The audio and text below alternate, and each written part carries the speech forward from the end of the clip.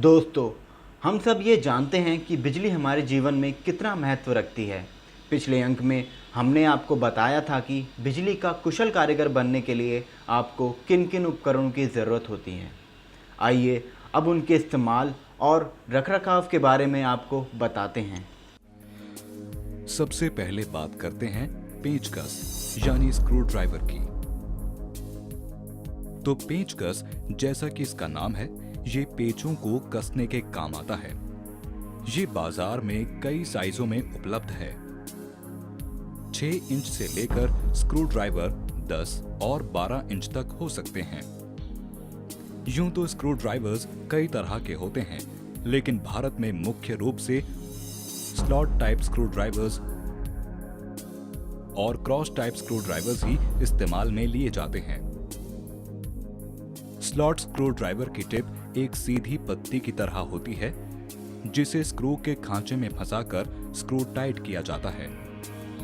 Cross या star screw driver की tip star की तरह होती है और इसका स्क्रू भी ऐसा ही होता है, ताकि स्क्रू ड्राइवर उसमें फिट हो सके और स्क्रू टाइट किया जा सके। जरूरत और पेंच के साइज के मुताबिक इनका चुनाव किया जा सकता है।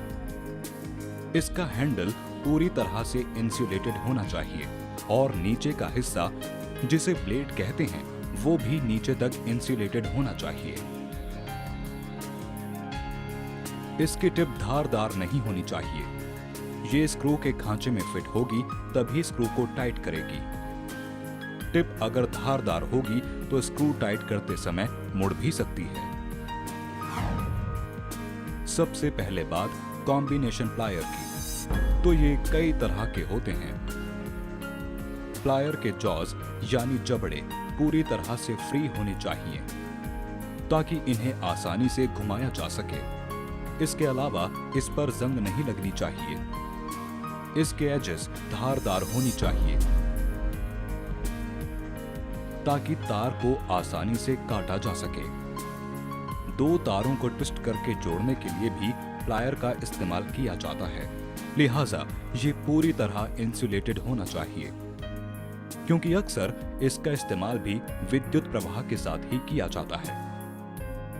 अगर ये पूरी तरह इंसुलेटेड होगा तो किसी तरह का शॉक लगने का खतरा नहीं होगा। इसके अलावा तारों का इंसुलेशन उतारने के लिए भी प्लायर का इस्तेमाल किया जाता है।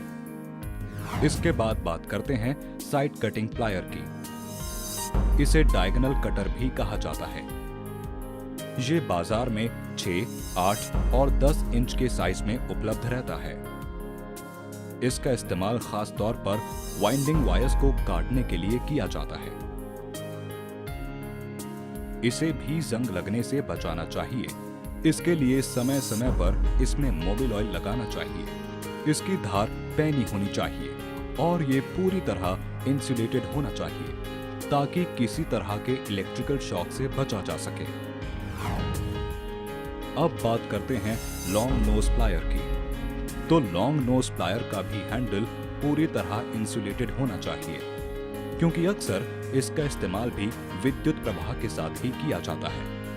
क्योंकि इसके जॉ पतले होते हैं, इसलिए इसके जरिए अंदर या कम जगह वाले स्क्रू टाइट किए जा सकते हैं।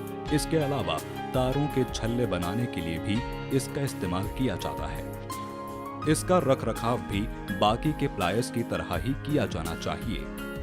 और खास बात कि इसको बहुत ध्यान से पकड़ना चाहिए। चालू लाइन पर काम करते समय खुले हिस्से पर हाथ नहीं लगाना चाहिए।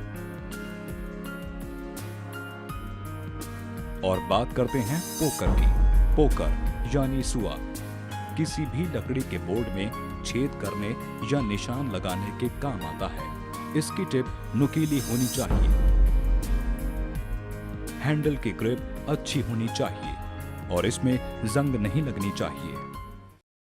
ये तो कुछ उपकरण, लेकिन अभी कई और उपकरण बाकी हैं जिनके बारे में चर्चा करेंगे अगले अंक में।